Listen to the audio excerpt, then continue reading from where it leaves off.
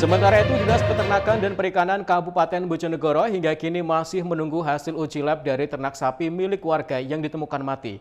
Sebelumnya, warga Bojonegoro dihebohkan dengan matinya sejumlah sapi yang bangkainya tersangkut di bendungan gerak setempat.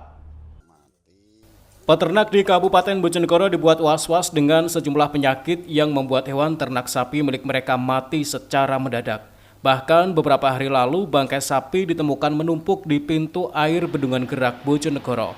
Sampai saat ini tercatat sudah ada sebanyak 238 hewan ternak sapi yang dilaporkan terjangkit gejala seperti penyakit mulut dan kuku atau PMK.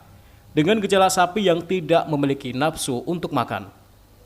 Kepala Bidang Kesehatan Hewan Dinas Peternakan dan Perikanan Kabupaten Bojonegoro, Dr. Hewan Lutfi Nur Rahman mengatakan, jika memang benar di wilayah setempat saat ini ada hewan ternak yang terkena gejala mirip terkena PMK. Namun setelah pihaknya melakukan pengambilan sampel secara acak dan kemudian dilakukan pengujian di laboratorium, menunjukkan hasil tes yang negatif. Meski demikian, ada sejumlah laporan hewan ternak yang mengalami gejala mirip PMK. Akan tetapi pihaknya belum bisa memastikan diagnosisnya. Dinas Peternakan dan Perikanan setempat menghimbau agar para peternak rutin untuk menjaga kebersihan kandang serta memberikan vitamin pada hewan mereka.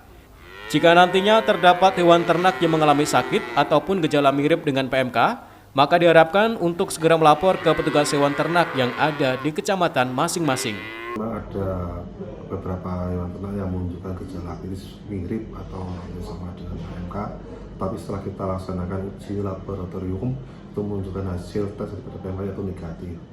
Terus harapan kami ke peternak untuk tetap waspada, apalagi ini memasuki musim penghujan dengan curah hujan yang tinggi dan cuaca yang tidak menentu, untuk memperhatikan ternak-ternaknya supaya segera melaporkan ke petugas teknis peternakan kita yang ada di lapangan bila ternaknya sudah menunjukkan gejala sakit. Dan terutama untuk ternak-ternak yang menunjukkan gejala klinis adalah radang hidung, kemudian nafsu makan menurun, segera dilaporkan ke petugas teknis kita di lapangan. Untuk saat ini berarti belum ada laporan ataupun indikasi adanya hewan ternak sapi terutama yang terjangkit PMK, Dok, ya?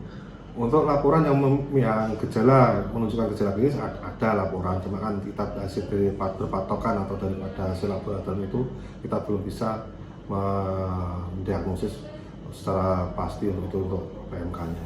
Edo Jadi Aldian, CTV, Bojonegoro.